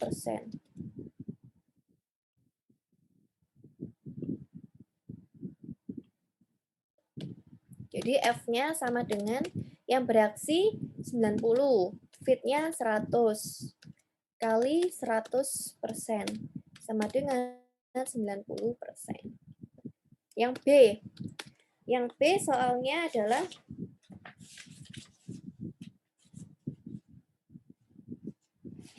bila mol mula-mulanya adalah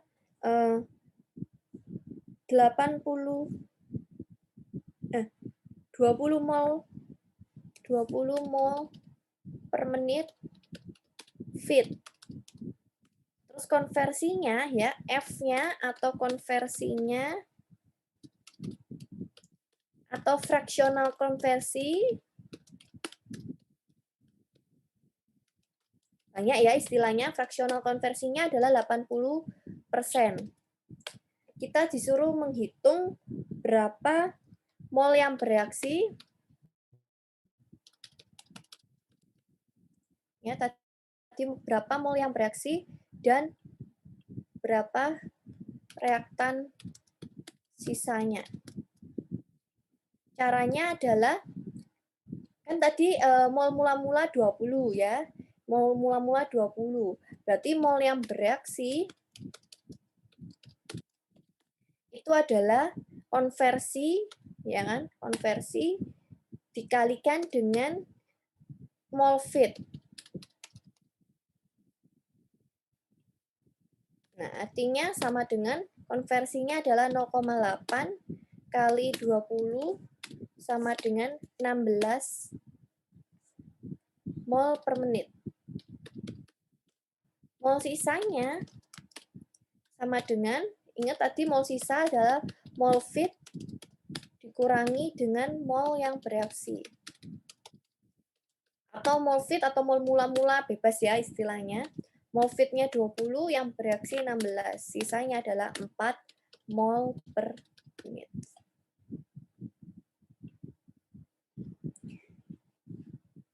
Nah, dari sini apa ada yang ingin ditanyakan terlebih dahulu? Tanyain tadi mol mula-mula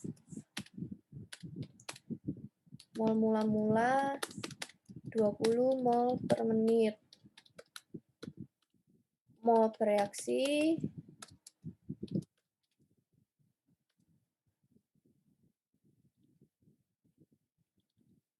16 mol per menit. Dan mol sisanya tinggal 20 kurangi 16 adalah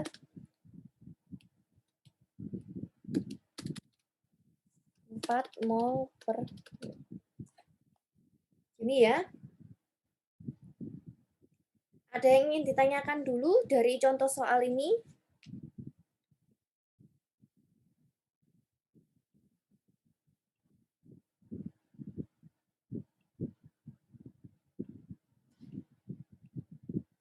Kalau nggak ada, saya lanjut. Berikutnya adalah yang dikenal dengan selanjutnya setelah tadi kita mengenal ketika kita mendapatkan suatu soal, yang mana soalnya ini adalah neraca massa dengan reaksi kimia, itu artinya yang pertama kita harus cek dulu adalah stoikiometrinya. Apakah reaksinya sudah balance atau belum? Kalau misalnya kita sudah make sure dia balance, berarti kita sudah nggak perlu membalancekan lagi. Tetapi ketika kita cek ternyata ada yang belum balance, berarti kita perlu membalancekan jumlah atom yang ada di kiri dan jumlah atom yang ada di kanan, atau jumlah atom yang ada di reaktan dan jumlah atom yang ada di produk, ini jumlahnya harus balance. Ketika sudah balance, kita lanjut ke tahap berikutnya. Tahap berikutnya adalah kita mencari siapa yang jadi limiting reaktan, siapa yang jadi excess reaktan. Ya, ada yang jadi limiting, ada yang jadi excess. Ya, pasti ada dua ini. Nah, untuk mencarinya pun kita udah tahu dari yang tadi saya jelaskan. Terus kemudian kita ingin cari biasanya opsional ya, kadang di soal tuh kadang ditanyain berapa fractional excess-nya, berapa persen excess-nya, atau berapa fractional konversi. Itu kita tinggal menggunakan persamaan yang ada di sini ya. Na fit, mol A yang ada di fit, Na stoik itu adalah mol A yang senyawa yang ada di stoikiometrinya per stoikiometri. Ini adalah dilihat dari rasionya. Rasionya apa? Ingat dari senyawa yang excess per limiting. Ya. Jangan kebalik. Kalau misalnya kebetulan tadi antara C2H2 dan H2 yang excess-nya yang reaktan pertamanya, gitu ya. Yang C2H2, yang excess, yang limitingnya. Kemudian yang excess-nya yang H2. Kalau misalnya kondisinya dibalik, yang excess-nya adalah yang C2H2, berarti Na fit-nya itu adalah mol dari rasio dari mol C2H2 per mol dari H2. Jadi kita perlu menentukan dulu mana yang limiting, mana yang excess. Nah, ini tuh nggak wajib gitu ya. Mana yang persen, mana yang fraksional, berapa fraksionalnya, berapa konversinya, ini nggak wajib, tergantung dari soal apa yang ditanya gitu ya. Dan perlu diperhatikan, ini ada fractional excess, ada fractional conversion. Jadi kita perlu fokus apa yang ditanya, excess-nya atau conversion-nya gitu ya. Nanti silakan latihan-latihan soal di responsi untuk lebih jelasnya. Berikutnya kita akan belajar yang namanya, setelah tahu itu kita belajar yang namanya extent of reaction. Intinya ini sebenarnya sama-sama saja. Jadi extent of reaction notasinya adalah seperti ini, ya. Mungkin kayak yang atas ini E Latin, kemudian bawahnya S gitu ya. Yang atas gambarnya E Latin, bawahnya S gitu ya. Ini adalah simbol dari extent of reaction. Kemudian VI itu adalah koefisien stoikiometri. Ya. Misalnya ini koefisien stoikiometrinya 1, koefisien stoikiometrinya 2, ini 1. Persamaannya Ni atau mol akhir, mol sisa sama dengan mol senyawa I, ini kan senyawanya ya, mol senyawa I di awal plus stoikiometrinya dikalikan dengan extent of reaction-nya. Nah, ini terakhir untuk perkuliahan hari ini kita bahas yang contoh soal di example 461. Jadi ada senyawa akrilonitril yang diproduksi melalui suatu reaksi. Reaksinya ada propilen, amonia plus oksigen. Fit-nya 10%, propilen 12%, amonia 78%, udara. Ingat, ini yang paling krusial yang sering terjadi di neraca massa atau neraca mol. Soal-soalnya ini perlu kita perhatikan. Ini udara atau oksigen murni. Kalau misalnya diketahui oksigen murni, misalnya 78% oksigen murni, ya udah kita tinggal langsung pakai kepersamaan. Kalau misalnya di sini adalah 78% mol udara, artinya apa? Artinya kita perlu menjelaskan bahwa di soal ini ada senyawa lain yang inert, ada tapi tidak ikut bereaksi. Apa itu? Itu adalah nitrogen. Kok bisa tiba-tiba muncul nitrogen? Itu karena di sini adalah udara. Udara itu seperti yang saya jelaskan dari pertemuan-pertemuan sebelumnya, udara itu adalah 79% nitrogen, 21% oksigen. Jarang sekali di persoalan atau di suatu industri gitu itu perhitungannya langsung menggunakan oksigen murni. Kan susah untuk dapat oksigen murni. Kita biasanya mengambil dari yang namanya udara. Kenapa? Karena kalaupun pakai udara ya, nitrogennya ini nggak ikut bereaksi kok, inert gitu ya. Jadi kan lebih mudah, udah nggak perlu memurnikan dulu si oksigen, terus nitrogennya juga nggak ikut bereaksi kan inert gitu ya. Jadi ini perlu diperhatikan. Bahan bakunya itu oksigen, tapi yang diketahui di soal itu adalah udara murni ya, udara. Udara ingat ada 79% nitrogen, 21% oksigen. Itu yang perlu kita ketahui. Berarti artinya apa, Bu? Artinya di soal example 461 senyawanya bukan cuma 3. Bukan cuma propilen, amonia, dan oksigen, tetapi propilen, amonia, oksigen, dan nitrogen. Seringkali itu yang sering kelupaan. Nitrogen itu inert. Orang nggak bereaksi, kenapa perlu dicantumkan? Perlu. Karena itu mempengaruhi perhitungan. Jadi jangan sampai ketinggalan. Baik di input, sampai output, nitrogen tuh ikut terus. Meskipun jumlahnya selalu sama, dia tetap ikut sampai ke output. Itu jangan sampai ketinggalan. Jadi perlu hati-hati ya kalau udara, ingat ada nitrogennya. Ingat itu ya, ada nitrogennya. Dan ini kita ketahui seperti ini. Fraksionalnya apa? Fraksional konversi. Itu 30%. Jadi persamaannya nanti adalah mol yang bereaksi per mol feed gitu ya. Dari limiting reactant yang dicapai. Ambil basis 100 mol sebagai feed. Nah, saya bilang tadi basis itu nggak perlu susah-susah. Kadang dari soal pun itu selalu sudah ada. Kalau misalnya nggak ada 100 mol dari feed, kita bisa asumsi sendiri. Kalau feednya adalah 100. 10 boleh. Kita asumsi dari feednya. Kenapa nggak kita asumsi dari langsung produksinya, misalnya hasil produksinya. Karena biasanya kalau berangkat dari belakang ke depan lebih susah. Kalau berangkat dari feed menuju produk itu lebih mudah. Jadi kita ambil basisnya yang ada di feed, yaitu 100 mol. Kenapa 100? Kenapa nggak 10? Bebas, mau berapapun ini namanya basis itu bebas. Biasanya itu 100. Nanti tinggal kita scale up atau scale down tergantung dari hasilnya. Misalnya kita ingin memproduksinya ini sebanyak berapa, ternyata dengan menghitung dengan basis sekian tidak kurang, berarti kita perlu scale up.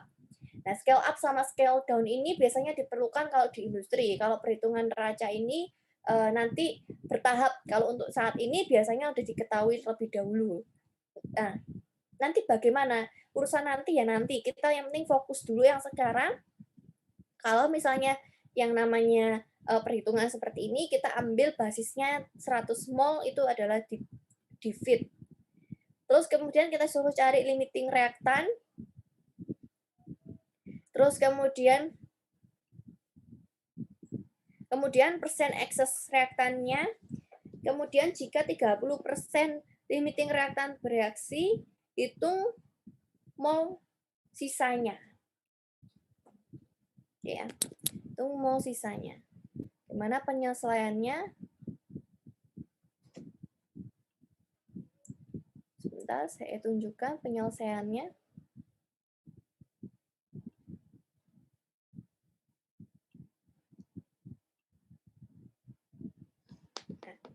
Di example 461. Tadi reaksinya, ingat ya, ini reaksinya ada C2H6 plus N3 plus O2 menjadi akrolinitril plus H2O. Ya, ini reaksinya sebagai berikut.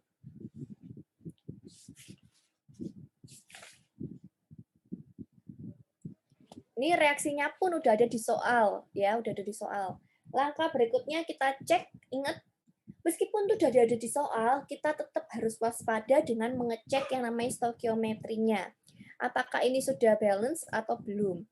Di sini kita lihat bahwa di sini stoikiometrinya C-nya 3, di sini pun 3, hanya 6, 9, di sini juga hanya 9, N-nya sama 1, O-nya ada 3, di sini juga ada 3, berarti sudah balance.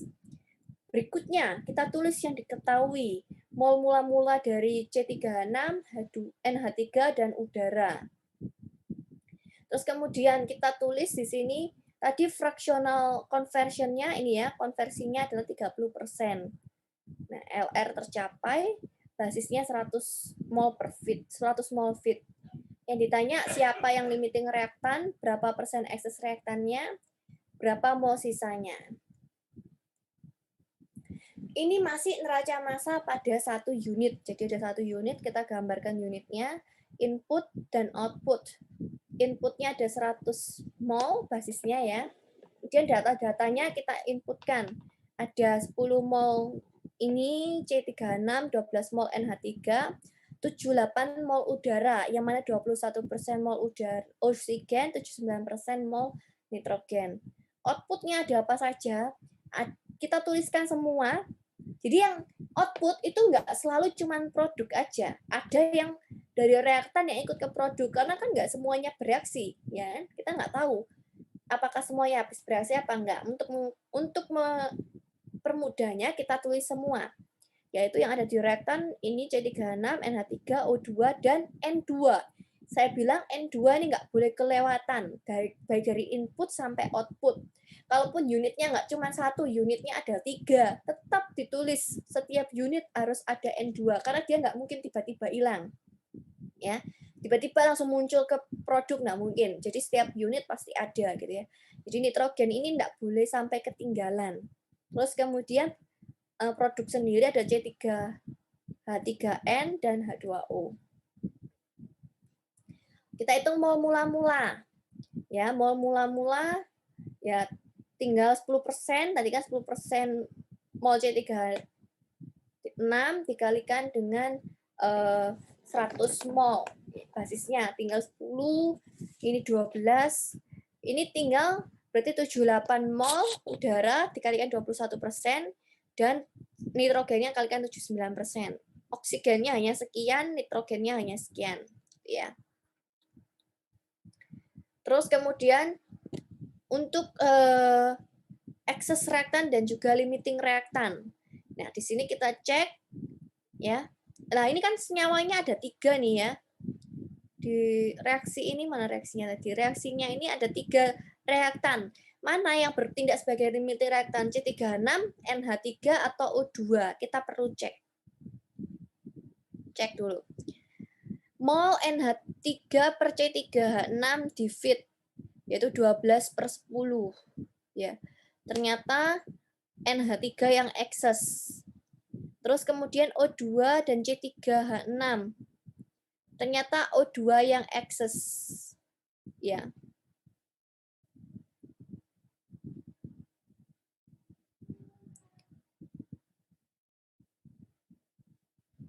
Nah, itu artinya kan di sini dilihat kok bisa sih Bu, kok tiba-tiba 12/10, 16,38/10 dari mana? Kita cek ya, dari 3 senyawa ini ya, C3H6, NH3 dan O2. Terus kita berangkat ke mol mula-mula. Ini 10, 12, 16,38. Selalu yang molnya lebih besar per 10. Terus dihitung mol stoikiometrinya. Ternyata di sini NH3 ya, yang atas ini NH3 per C3H6, NH3 terhadap C3H6 itu besaran NH3-nya. Berarti C3H6 itu sebagai limitingnya. Nah, terus kita bandingkan lagi, yaitu antara oksigen dan juga C3H6. Setelah dibandingkan, ternyata kenapa kok dibandingkan dengan yang C3H6? Kenapa nggak dibandingkan sama NH3? Karena di sini sudah dibilang NH3-nya ekses. Selain itu, 12 sama 10 ini kan lebih kecil yang 10, jadi dibagi dengan yang 10. Nah, ini sebagai yang eksesnya adalah O2. NH3 ekses, O2 ekses, artinya yang limiting reaktan itu adalah C3H6. Tanpa melihat seperti ini pun kita bisa lihat dari molnya ini ya. Ya. Dari molnya ini ternyata itu adalah molnya ini yang paling kecil, atau bisa kita hitung dengan cara yang tadi saya bilang. Kalau misalnya ini habis bereaksi, nah yang sisanya ini bagaimana? Apakah habis bereaksi juga atau tidak? Ya, ini kalau misalnya ini 10, ini 12, ini 16,38. Kalau habis bereaksi, berarti kan ini 10 juga habis bereaksi, ini 12 kurangi 10 sisa 2, ini 3/2 dikali 10 berarti 15. Tinggal 16,38 kurangi 15 gitu ya. Nah, nanti sisa ini ada sisa, yang habis itu adalah yang ini. C3H6. Yang habis adalah C3H6. Berarti C3H6 itu sebagai limiting reaktan. Kemudian menghitung persen excess. Yang excess ada 2 senyawa. Jadi kita hitung di sini yang excessnya di sini NH3 itu adalah sebagai berikut. Yang ini adalah persen excess untuk yang O2. Ini salah ya, ini bukan stoi, tapi persen excess untuk O2. Ini NH3, ini O2. Jadi persen excess NH3 atau amonia di dalam feed sebesar 20%, persen excess dari oksigen di dalam feed sebesar 9,2%. Terus kemudian kita disuruh menghitung mol sisa. Kalau misalnya reaksinya berlangsung konversinya 30%, berarti kita tinggal hitung ini 10, ini 30%, berarti kan tinggal 0,3 kali mulanya 10, ya kan? 10 kurangi 3, 7. Terus kemudian yang ini kan 1/1 ya, yang ditanya 1, yang diketahui 1 dikali 3, minus 3, 12 minus 3, 9, O2 juga demikian, kemudian C3H6-nya, C3H3N dan H2O juga mengikuti. Kalau ini yang di reaktan dikurangin, kalau yang diproduk karena dia tergenerasi atau terbentuk, maka dia plus. Karena dia terkonsumsi, dia negatif. Maka hasilnya adalah sebagai berikut.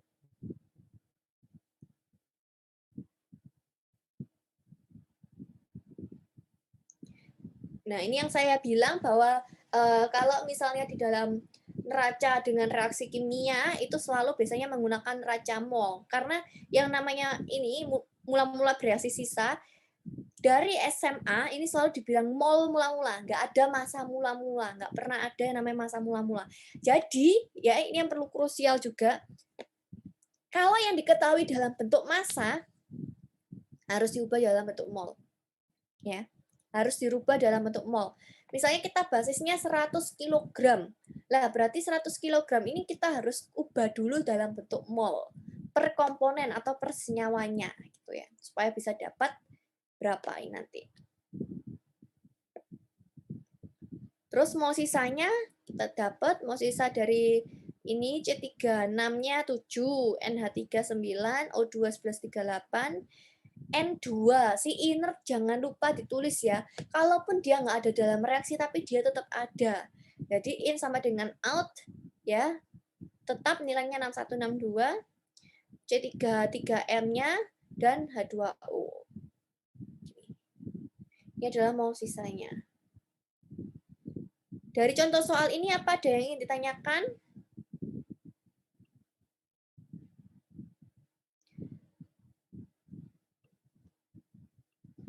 Nggak ada ya. Untuk tugasnya silakan dikerjakan ulang example 461, kalian kerjakan ulang.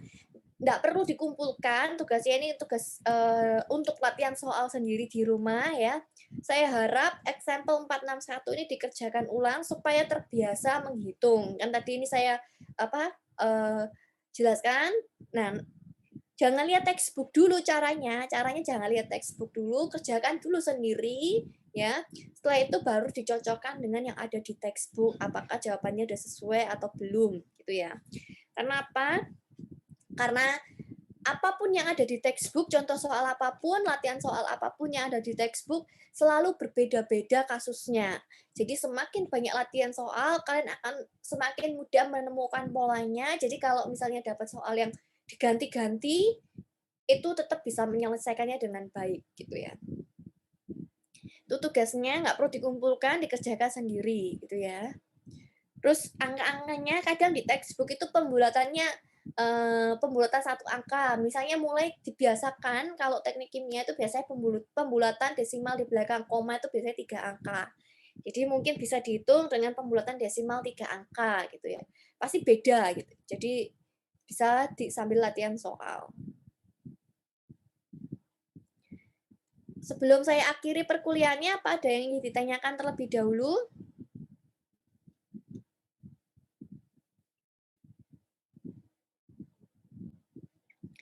Jika tidak ada, silakan untuk absensi seperti biasa, tolong dinyalakan kameranya terlebih dahulu.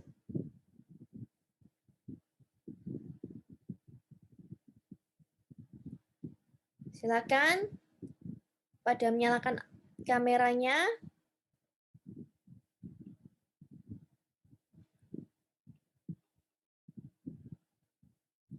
Kevin ini belum nyala, Kevin.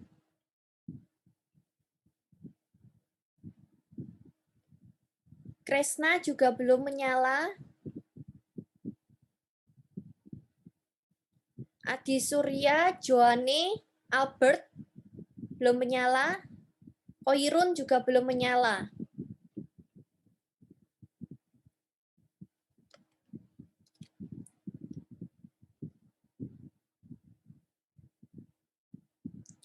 Oke, saya screenshot halaman pertama.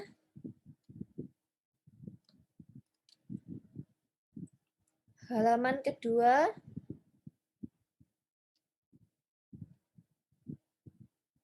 Dan halaman ketiga.